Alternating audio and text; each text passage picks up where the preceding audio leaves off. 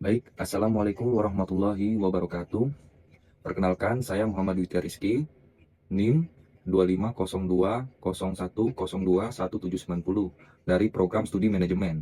Nah, pada presentasi kali ini, saya akan memilih topik terkait dengan kondisi kemiskinan dan pengangguran di era digital. Kenapa saya memilih topik tersebut? Itu bisa dikarenakan digitalisasi sekarang sudah masuk ke hampir semua aspek ekonomi, mulai dari UMKM, pembayaran digital, marketplace, media sosial, sampai pekerjaan berbasis platform. Nah, namun pertanyaannya, itu apakah digitalisasi benar-benar membantu masyarakat keluar dari kemiskinan dan pengangguran, atau justru menimbulkan tantangan baru bagi masyarakat yang belum siap secara akses, modal, dan keterampilan? Pertanyaan utama. Nah, di sini dalam presentasi ini, pertanyaan utamanya adalah bagaimana posisi kemiskinan dan pengangguran Indonesia di tengah percepatan digitalisasi ekonomi.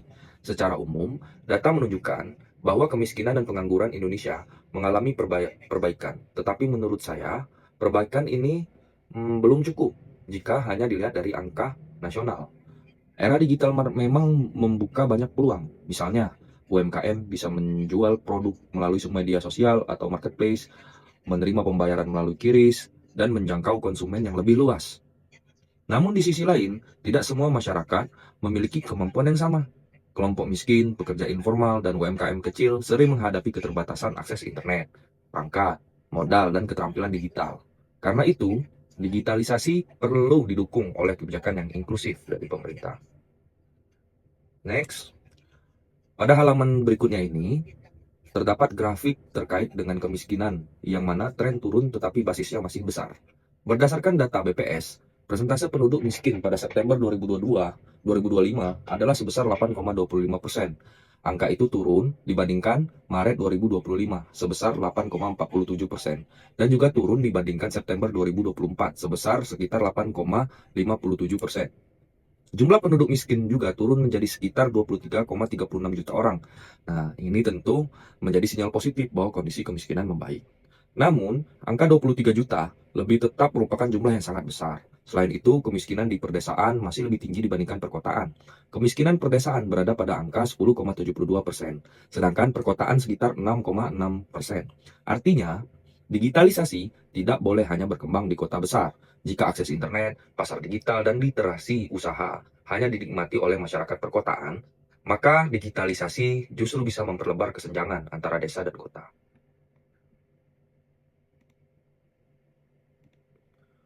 Untuk halaman selanjutnya yaitu terkait pengangguran, yang mana di sini turun tipis, kualitas kerja masih tantangan. Untuk pengangguran, BPS mencatat tingkat pengangguran terbuka atau TPT pada Februari 2026 sebesar 4,68%. Angka ini turun tipis dibandingkan Februari 2025 yang sebesar 4,76%. Jumlah penduduk bekerja juga meningkat menjadi sekitar 147,67 juta orang, sementara jumlah pengangguran masih sekitar 7,24 juta orang. Namun, tantangan yang perlu diperhatikan bukan hanya jumlah pengangguran, tetapi juga kualitas pekerjaan. Data menunjukkan bahwa pekerjaan informal masih sangat besar, yaitu sekitar 87,74 juta orang.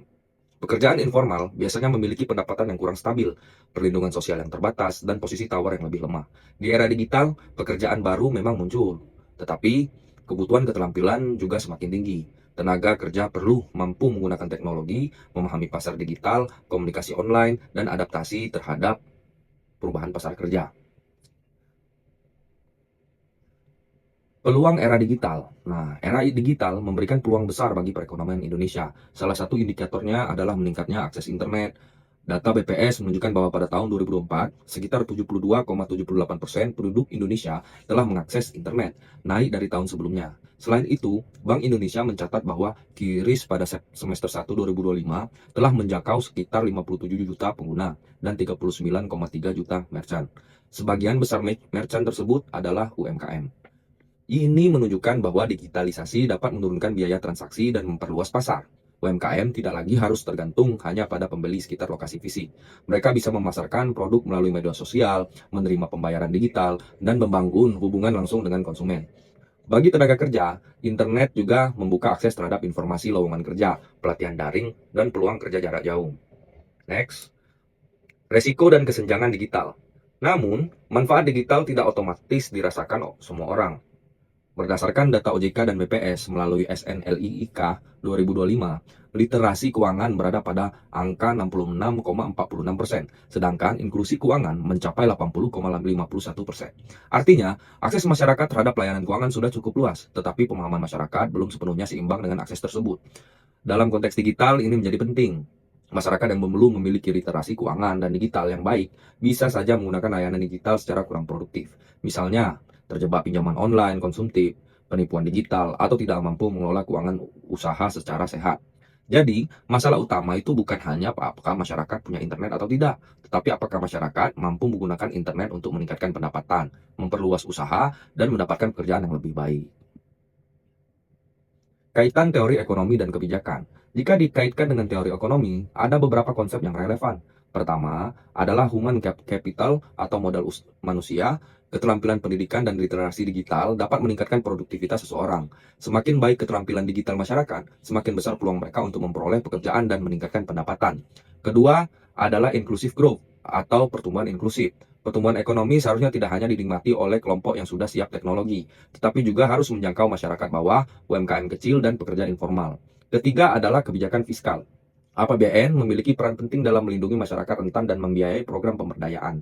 Dalam APBN 2026, perlindungan sosial dialokasikan sebesar 508,2 triliun dan diarahkan agar lebih tepat sasaran melalui data sosial ekonomi.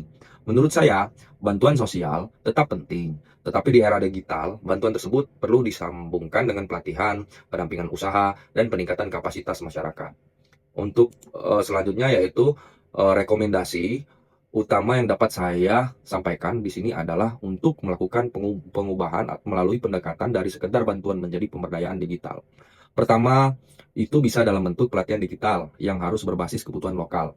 Masyarakat tidak cukup hanya diberi teori, tetapi perlu praktik langsung seperti membuat katalog produk, pengelolaan media sosial, memakai QRIS, melakukan pembukuan digital, dan menjaga keamanan transaksi. Nah, kedua, UMKM mikro perlu pendampingan minimal 3 bulan. Banyak UMKM bisa membuat akun marketplace atau sosial media, tetapi belum tentu mampu konsisten menjual, membuat konten, mencatat kas, dan menjaga kualitas produk. Nah, untuk yang ketiga, rekomendasinya adalah untuk bansos tetap dibutuhkan untuk menjaga daya beli. Namun data penerima bansos itu sebaiknya juga digunakan untuk mendorong graduasi. Maksudnya di sini yaitu misalnya melalui peraturan kerja, akses modal mikro, atau program usaha produktif.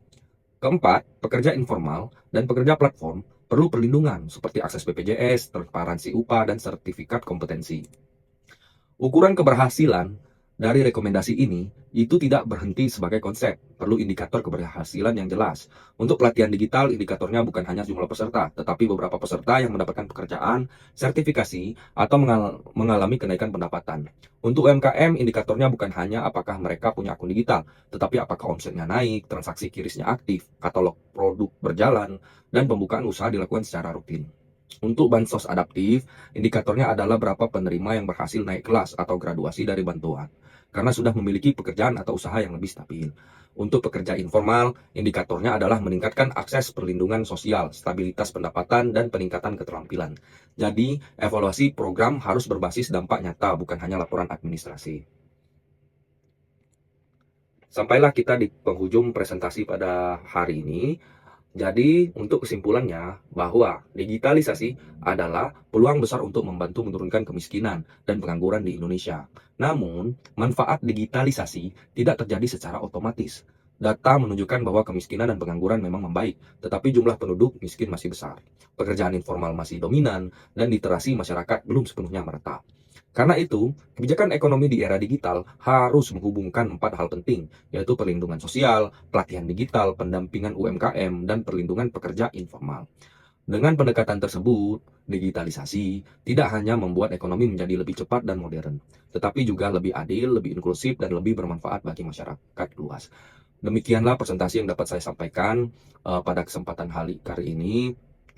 Terima kasih telah menyimak, Bapak dosen dan teman-teman sekalian. Wassalamualaikum warahmatullahi wabarakatuh. Adapun berikut daftar sumber yang saya pakai untuk presentasi kali ini. Terima kasih. Assalamualaikum warahmatullahi wabarakatuh.